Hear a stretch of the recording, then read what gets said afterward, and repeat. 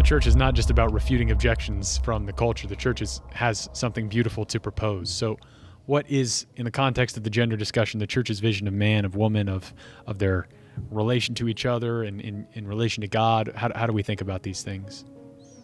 And why does the church say what she says? Yeah, yeah. Obviously, that's a big question.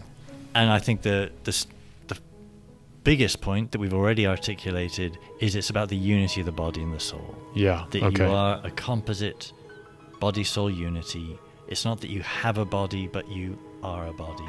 It's not that my body walked down the hallway, I walked down the hallway. And so although my soul is distinct from my body, it's united to my body. So John Paul II talked about how the body expresses, discloses who the person is. Mm-hmm. Yeah. That being masculine, being feminine, these aren't random labels. These are things that express who you are, and your body reveals that to you. Now, all of that we've just said, actually we can talk about in terms of reason and nature and science. You don't need to be a Christian to see the truth, the obvious truth in all of that. There are some things, though, specific about in our Christian faith about this. Okay. And there we'd want to point to the fact that we're made in the image and likeness of God. So what does it say in Genesis? Male and female, he created them. So this being male, this being female, isn't something that we've done to ourselves. It's part of how God has made us. And he's made us different. He's made us sexually differentiated. That the man knows he's a man in relationship to the woman. The woman knows she's a woman in relationship to the man. That we find completion in another. Another way of phrasing that is that we're made for relationship.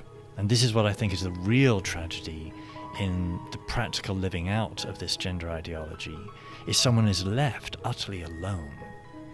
Is this a man? Is this a woman? Is this someone who's non-binary? Well, he's left having identified, or they are left having identified themselves as non-binary, but that means it's utterly unclear to anybody else how to relate to them. Yeah. And yet we're made for relationship. Yeah. We're made complementarity, made to be completed in another. And how can that be if you've lost that thing that most clearly indicates how you relate? Yeah, and the decision to identify as anything at all, according to the gender ideologists, has to take place in complete isolation. It's only me. It's only my subjectivity that gets to be the determiner of what I am.